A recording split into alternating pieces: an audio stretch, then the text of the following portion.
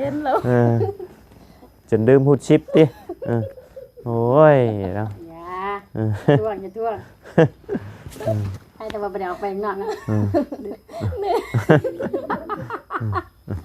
โอ้สเตลหัวยังนี่เขาแทนประเทศดีเห็นเดิงแล้ว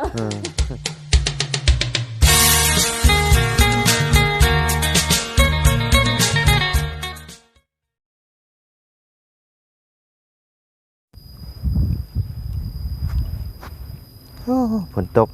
ค่าลงเลยกันเนาะหมักหญ้าขึ้นแล้วพี่น้องเลยบัดนี้ย่างก็ฮื้อสินฮื้อส่งแล้วบาดนี่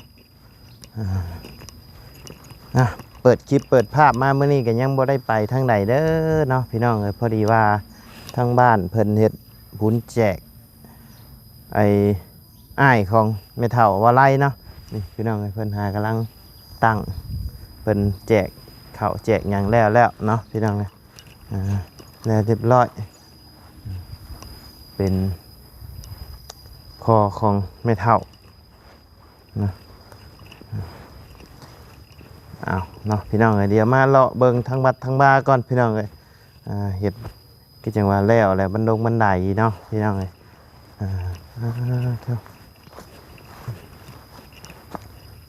บันไดก็แล้วเลยพี่น้องเลยเนาะ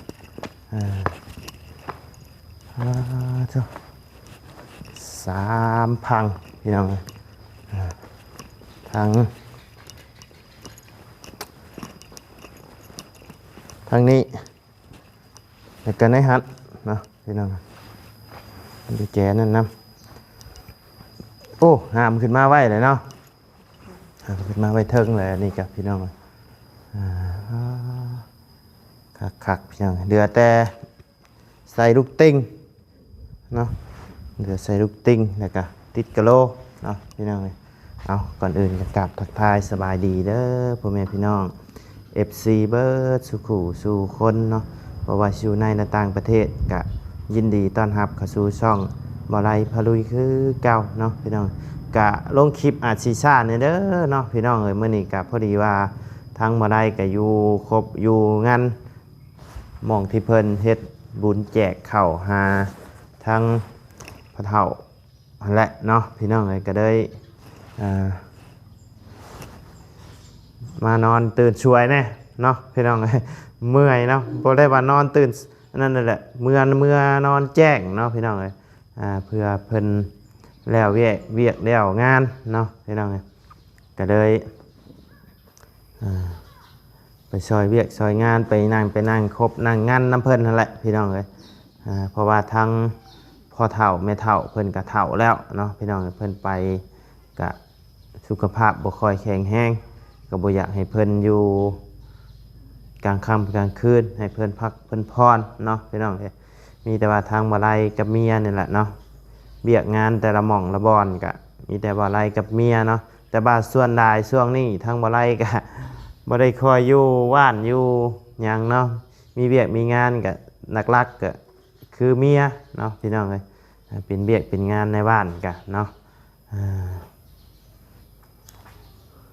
ก็ยังบ่ได้ขึ้นไปหาทางสะพรเพิ่นอยู่มื้อนี้พี่น้องบ่ฮู้ว่าสิได้ขึ้นหรือบ่เนาะมื้อนี้พี่น้องเพราะว่าทางบ่ไล่ว่าสิลง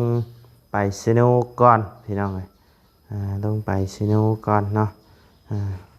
ไปเอาเครื่องอยู่ซิโนเนาะพี่น้องคักพี่น้องได้ซำนี้ก็โอ้ถือว่าเป็นบุญแล้วเนาะพี่น้องจากที่ว่ามีแต่โครงห้างโครงสร้างเนาะพี่น้องก็ได้ทั้งผู้รักผู้ใหญ่เพิ่นสดซอยมาได้ถึงซัมนี่เนาะก็ต้องขอบคุญขอบคุณทั้งผู้รักผู้ใหญ่เพิ่นทั้งหลายๆท่านเนาะที่ได้ร่วมทำบุญสร้างศาลาโฮงธรรมเนาะพี่น้องหลายคนหลายท่านเพิ่นกะสดซอยทำบุญหลายเนาะก็มีทั้งแม่เพิ่นกะมาทั้งบ่ไล่อยู่เนาะ400 ลอนเนาะพี่น้องให้ทั้งบ่ไล่ซื้อหยังก็ได้เนาะที่ส่วนมันขาดบ่ไล่ก็ไปซื้อเล็กนั่นแหละพี่น้อง กะมาเทหมองนี่แหละพี่น้องก็ได้สำนีก็โอ้ถือว่า70%แล้วล่ะเนาะพี่น้อง70%แล้วล่ะเหลือแต่ทาทรงทาสีเนาะบัดว่านี่คันเฮาทาทรงทาสีเข้าไปมันก็สีแบบปรุงดูดีไปอีกแบบนึงเนาะพี่น้องก็ขออนุโมทนาบุญนำทางผู้รักผู้ใหญ่เพิ่นเบิดสุทานเนาะที่ได้สดซอยทางบัดว่าบ้านดงหมักยางเนาะซึ่งเป็นบ้านเมียของบาไลเองเนาะปัจจุบันนี่ทางบาไลกะอยู่บ้านดงหมักยางไงแหละเนาะพี่น้องเลยสิบาบ้านของบาไลเองกับบาไลเนาะแต่ว่าทางบาไลยังบ่ได้เฮ็ดไว้ยุ่งยากมากพี่น้องเลยเพราะว่าตอนนั้นบาไลยังเมื่อเฮ็ดสัมมโนอยู่เนาะพี่น้องสัมมโนยังบ่ทันออกก็แต่ว่าก็มีชื่ออยู่นี่อยู่พี่น้องเพิ่นจดชื่อทางในบนในบ้านเพิ่นจดชื่อเข้าเบิดแล้วเนาะเป็นคนอยู่นี่แล้วทางบาไลกับพี่น้องเลยแบบเพิ่นใส่เวียกใส่งานอีกอย่างก็คือได้ปกติเนาะพี่น้องเลยทางบาไลนี่ก็เป็นคนอยู่ในบ้านลงเมืองยางแล้วเรียบร้อยเนาะพี่น้องเลยไปสามีตาว่าทางเนี่ยพ่อเพิ่นกะโบยูเนาะพี่น้องเลยไปเดี๋ยวจะแจกนี่ก็ไปบ้านโคกพี่น้องเลยป้ามีแต่ว่าเข้าไปหาทั้งสเตลเพิ่นก้อนพี่น้องเลยไปทักทายทั้งสเตลเพิ่นก้อนบ่ได้หาเพิ่นกะโดนได้พี่น้องเลยบ่ได้เห็นหน้าเห็นตาเพิ่นตะลนเลยเนาะโอ้หิวข้าวแล้วบัดนี้ยังบ่ได้กินข้าวเช้าอยู่บ้านหมักเงี้ยวนี่ยังบ่เบิดอยู่เนาะหมักเงี้ยวนี่เบิ่งซองมึงไม่ก่อนซ่อนพ่นอันนั้นนี่หางต่อที่ต่อข่อยนะนี่ใช่ปะนี่งานี่แหละเอาไปได้ไพ่เอาไปเล็กน้อยไม่ได้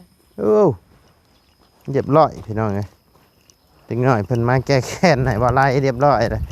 โอ้ยเนาะเอาไปกินเรียบร้อยเนาะพอดีใส่สุดนี่สิพอแหละพี่น้องสิไปลงไปสโนว์เนาะใส่เสื้อแขนยาวเสื้อกันดมเช้ากับสีผิวแหล่ๆดำๆเลยพี่น้อง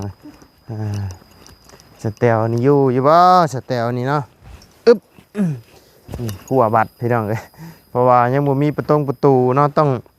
เอามัดเอาลอดเอาพี่น้องไม่ได้บัดนี่โอ้ยเนาะมือกล้องเขากะพี่น้องสเตลอยู่บ่เนาะใช่หมึกแตง แตงโม โอ้โหเขาเห็นหมึกแตงแล้ว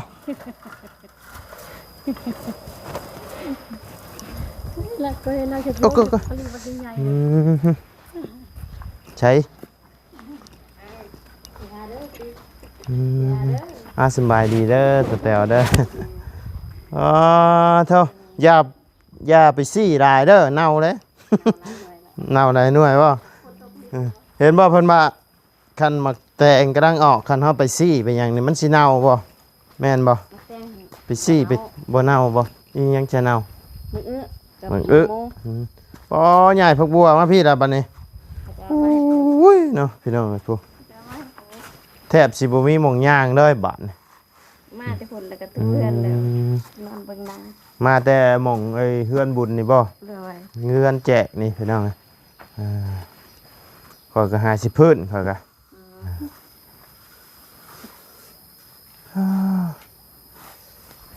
คักหาเลาะเบิ่งหมูหมักแตงเพิ่นก่อนพี่น้องเลยใช้หม่องไหน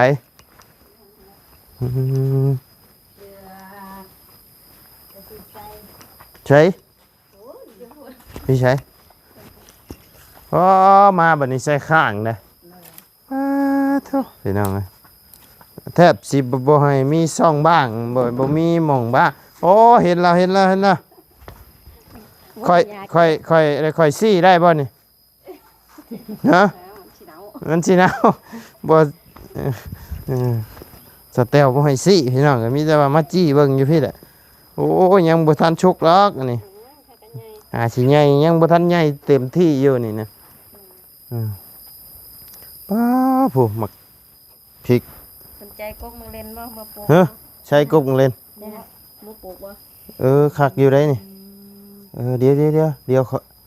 ฉีดหญ้าให้มันตายคักๆกันฉีดหญ้าให้มันตายคักๆกันจังสิเอามือปลูกฮะ บ่เอาคนที่ไปลกให้ เจ้าสิไปรกให้ค่อยบ่ จะคิดดีๆได้ ลกน้ำกันนั่งริมแล้วก็ลกน้ำกัน ได้คือกันอ่า แมลงบ่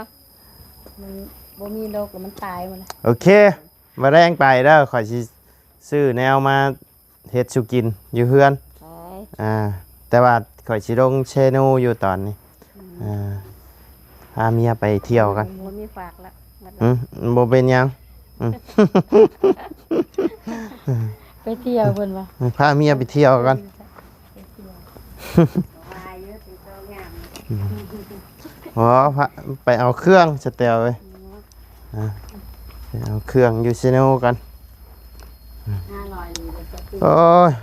หาเลาะหมักทุ่งหมักทั่วก่อนหิวข้าวแล้วบ่มีแล้วนี่เนาะอ้าวโธ่เสียงหยังเสียงเปิดประตูปอคักกะดีนี่เนาะเป็นหุ่มคักกะดีนี่ มีแต่เครือตัวนี้นะ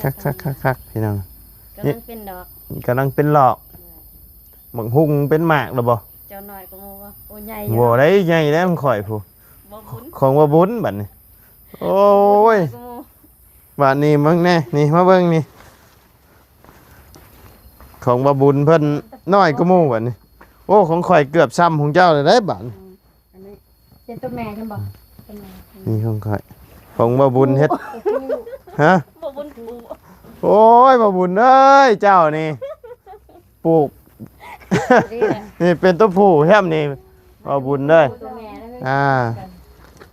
อันนี้ตัวแม่อ๋อของวาวคำบ่โอ้ออกคักแล้วตัวนี้ของสเตลก็ออกแล้ว แต่ยังบ่ซ้ำของวาวคำเพิ่นพี่น้องเอ้ยอุดมสมบูรณ์ดีนี่ เป็นไงบ่ตกกันติ ป้าอัน อันนี้มันยังไง มันเกี่ยวบ่ มันเกี่ยว ใจมันหันใจมันสีเหลืองมันสี สีเหลือง สีเหลือง คักไปนั่นใจสีเหลืองคักไปได้เหยียบไปนั่น บ่เป็นหยังยอดมันบ่เอามือปลูกเนี่ยบ่ โอ้ข่อยพ่อออกทั่วแล้ว เอาแล้วอะมันก็ว่าสิเกิดจะให้มัดน้ำ โอ้ยตะกะแตนกินนะนี่หิวข้าวเลยกินข้าวกันเอ้ยกินหมักทั่วกัน เอาเขาวะ โอ้ยยาแล้วยังขี่เดินทางอยู่มาแบบนี้ให้กว่านั่นเนาะทำแบบว่า สวนบ้านส เป็น วน บ้านสวนได้เลยบ้านสแตลแบบนี้คักมีอยู่บ่หัวได้หัวยังเกาะหัวยังใครอยู่เพื่อนเฮานะเฮ้ยฮะมีอยู่บ่ มีอยู่ ท่านบ่มีก็มายกเฮาจากเกาะ ยกเอาแล้วอะ อืม มีอยู่ มีก็ยกเอาจากเกาะจากใดนี่ขอน้ำเราเนี่ยเห็นได้จ้ะ งามหมดแล้ว เอาคนขี้ขลาดเนาะอ๋องามมันดีเนาะหมักพริกหมักพายเพิ่นนี่ก็พาพี่น้องเลาะชมสวนสแตลอีกที่ก่อนพี่น้องเลยมีไผแน่เข้ามาหาช่วงนี้สแตล บ่ค่อยมี บ่ค่อยมีเนาะ ม่วนขนม ว่านี่สะนวน ใจกันพริกดิบนั่นแหละเอาไปคนสิเฮ็ดปวกแล้ว เอาอยู่เฮือนเฮาบ่มีบ่ มันยังบ่ทันเป็นหมา ยังบ่ งานอยู่ ยังมีอยู่บ่เฮ็ดเฮ็ดปวกโอ้คักจ้ะ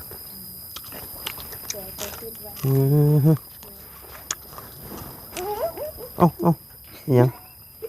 เว้ยเนาะตัว เอาวะนี่มันยังไง อิหยัง เสื้อ มะเขือเดี๋ยวจังบ้าค่อย นี่เด็ดดอกไม้ให้เมียนะ ค่อยไปฮอดไอ้หมากอันนี้พี่น้อง ห เอ้ มาย กนี่กินได้ได้นี่ กินได้แล้ว ไว้ให้ลูกชายเราได้นี่นะ เพิ่นบ่กินแล้ว เช้ากินละ เช้านี่นะเพิ่นมีอะไรเป็นเดียว มันข่อยเองใช่ไหมนะป้อมเลยมันหล่นนะ เต็มหมดเลย โอ้แต่ว่าฝนตกใช่มันอยากเน่าเนาะแบบว่ามันมีแนวเจาะ อันนี้ก็ขึ้นไปมองโอ้เพิ่นมีผักแพรวตัวนี้ มันมีแนวเจาะ ผักแพรวเพิ่นนี่ มีบ้งกินเลยนี่ นี่น่ะหล่นพ่อได้ผักแพรวนี่เด้อเอาไปมาจะปลูกอยู่หน้าดอก พักแพรวติดง่ายอยู่แล้วเบิ่งแน่หมักม่วงที่ว่าเพิ่นนั่นเฮ็ดหมักม่วงแผ่นนะจนออก ดอกละ โมเมนต์ เอาต้น ออกต้นนะเท่าไหร่ อันนี้ต้นนั้นน่ะไหนน่ะงา ต้นงาง าบ่งาดูระบึงระวังระวัง เนียงระเบึงระวังโอ้เนาะบัดเพิ่นสิพากันเบ้าขอยก็ขมังน้ำแล้วนั่นนี่ไปโอ้ยเนาะเฮ็ดหยังงงมาอาบน้ำอยู่นี่บ่บัดนี้ บ่มันขึ้นตรงน่ะ โอ้มื้อคืนตรงน้ำกินน้ำฝนบ่เดี๋ยวนี้บัดหมักแตงบ่ได้ปลูกบ่ซะแตวหมักแตงกิ่งอีหยังนะ นี่ อืม คันนี้คันอันนี้เก็บตรงนี้ อยู่บ้านอยู่สวนอยู่ไห้น้องพรเพิ่นป้าที่เท่า มีแนวแปลกๆก็เอามาฝากแน่ เนี่ยแปลกๆมีแต่หมึกแตงกิงนั่นแหละ หลาย เนี่ยแปลก เนี่ยเจ้าพุ่นแล้วข่อยบ่มีทีแล้วเนี่ยทีนี้ ๆเนี่ยแปลกๆเด้ออีหยังวะอยู่ เจ้าแนว เห็นอยู่บ่ได้อยู่บ่ ในบ้านเขาบ่มี ได้อีหยังแนวหวานเฮาบ่มีเนาะเดี๋ยวเบิ่งก่อนกันไปพ่อเนี่ยแปลกๆสิแต่ว่ามันมีอยู่มันอันหนึงอยู่ทางเหนือนะหัวจัมโป้มือจำอีหยังนี่นะเพิ่นเอิ้นมันอีหยังวะแต่ว่าเครือน่ะคล้ายๆคือ หน่อยยาว คล้ายๆคือเครือมันที่เฮาไปหาขุดเอาตามป่าหั่นนะ ๆที่บ้านเขาก็มีติ มีบ่ มีแต่เก่าแต่มีก็มัน อยู่บ้านน้องพรมีอยู่แต่ว่ายามนี้มันกินกับมันบ่แซ่บเพิ่นว่า มันเป็นลื่นๆบ่ แม่น อ๋อมี มีบ่ มีบ่อยู่ใช่ น้ำปลานี่ แซ่บได้นั่น น้ำส่วนนี่ก็มี บ่ได้แบบว่า มีอันนั้นหั่น อันนั้นมันอันนี้เพิ่นปลูกแล้วมันตัวนี้นะแบบเป็นหัวซ้ำแบบมันบ่ได้ยาวแล้วมันกลมๆหัวกลมๆได้อันนี้นะ อันนั้นบ่มี อ่า อันนั้นหั่นบ่ธรรมชาติมันตัวนั้น อันนั้นน่ะคือเฮาไปหาขุดในป่าก็ได้แต่นะแต่ว่าเครือมันน่ะคือกันเลยอ่า เอามาปลูกเด้อให้เมียจะปลูกนะ โอ้ยเมียข่อยบ่ดุช่ำอันนี้ โอ้ยถ้าฉันบ่ได้กินน้ำเมียเท่เด้โอ้ยนะข่อยมา ดุสิดุอยู่บ่เมียนี่เนาะ อ้าวบ่ได้เอามาให้ปลูกข่อยบ่ดุ ดำให้ดำหน้าก็จักสิเลาะหรือบ่ปีน โอ้ยนะผู้เดียวจังติ ดำผู้เดียวครับเอาสเตลได้เป็นโอกาสให้ได้สเตลได้ FC เพิ่นแฮงว่าไปรับจ้างบ่ไล่เด้อบ่มีเงินใช้เอาอยู่ เส้นไว้เลย เช่นเช่นมีจังจ่ายนะเช่นไป เส้นได้ที่เราไง โอเคนะ ยามมีจังมาจ่ายเราอยู่ใกล้ๆนึง เดี๋ยววิจารณ์ ยามบ่มีแล้วก็บ่จ่ายแล้ว นะ อ่า ของงานนี่ก็บ่ลาย เอาสามีแต่ว่าข่อยก็สิได้เดินทางไปเซโนก่อนสเตลเอ้ย เนาะ เพราะแหละตอนแรกมามีหยังก็สิมาเอิ้นอีกทีว่าชื่อหยังมากินเนาะคือสิบ่วิตตำบักหุ่งเนาะ งบประมาณ งบประมาณบ่มีเลยคือสิบ่มีฮะ นี่ยกงบประมาณ เท่าไร นี่ยก เท่าไร จำว่าสิไปใส่บาตรแต่เช้า เท่าไร โอ้เพิ่นถอยเมื่อว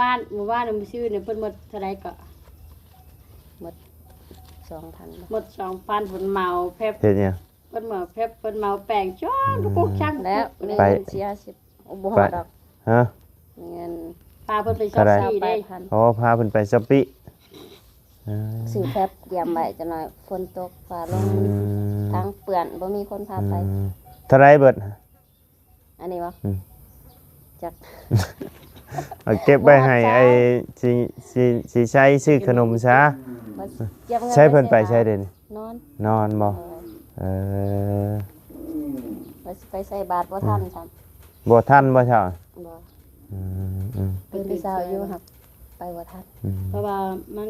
บ่มีคนที่คนโบราณ คนบ่หลายฝนมันตกแน่ฝนตกก็เมื่อคืนนี่พี่น้องเอ้ยจนบ่มีหมุงอยู่ เปียกหมด เปียกเบิดมาแห้งโพด รถค่อยจอดไว้นั่นล่มหึมรถเบ็ดดินมันบวมน่ะมัน แห้งโพด ขาค่ำมันนั่นน่ะโอ้เพิ่นไปหาปลาหาพันธุ์ปลาอหย่างได้ว่ากระลายนึงมีแต่ปลาดุก ถอยตัวหมดทางหลังบ้าน ท่วมบ่ใช่แต่ ท่วม เออ ห้องเขาก็เปียก ห้องเยอะกระเปียกมันฉาดเท่านี้บ่ บ่หัว มันหัว คันฝนตกลิ้นธรรมดานี่บ่หัวคันแห้งคือเมื่อคืนนี่หัว โอ้เชิญแต่สิคือของข่อยบ่ได้ว่าเปียกเละ เอามันแตกพาเพื่องเลยเด้ เออ จังกระเบื้องมันแตก เอิ้นกันเก็บเงิน ผู้ใด ใช่ กล้าขึ้นบอกได้เด้อ ฮะบ่เจ้าบ่ต้องถามเรื่องเดียวฮะขอเด้อตัวกล้าขึ้นนี่ อันนี้เดี๋ยวนี้ซอยบ่ได้อีนี่ตัวนี้ ยอมตัวนี้ค่อยขึ้นไปขาสั้นแล้วเดี๋ยวนี้ เกิดของป้าว่าปิดกันแล้ว เนี่ย ไว้ต้นขึ้นนี่ได้แต่ต้นลง ตอนลงย่านดิ ย่านบ่คือแต่ก่อน เอาโอเคสำหรับพี่น้องสำหรับคลิปนี้ทางบ่ไล่กะสิได้ลำลาเด้อพี่น้องเด้อเข้ามาหาสาวแตวเพิ่นพี่น้องบ่ได้มาเยี่ยมมายามเพิ่นกะโดนเติบเลยเนาะอยู่บ้านเดียวกันอยู่แต่กะบ่ได้คอยแวะมาหาเพิ่นเนาะแต่ว่าแบบว่าเห็นกันกะเอิ้นใช้โยพี่น้องแต่ว่าบ่ได้ถ่ายคลิปอัปเดตให้พ่อแม่พี่น้อง ให้พ่อแม่พี่น้องได้เบิ่งได้ชมกันเนาะ ให้เด้อ เห็นแล้ว จนลืมพูดชิปดิโอ้ยเนาะ อย่าท่วงอย่าท่วงให้แต่ว่าบ่ได้ออกไปข้างนอกนะ โอ้สแตลหัวยังนี่เขาว่า แต่แทนประเทศดีนะ เห็นเดิงแล้ว ดีนะบ่ได้ออกไปนะ เอาโอเคซะเนาะสำหรับคลิปนี้ก็ล่ำลาเด้อพี่น้องเด้อพบเจอกันในคลิปหน้าสำหรับคลิปนี้ก็ไปแล้วพี่น้องสบายดีเด้อเนาะไปพี่น้องเลย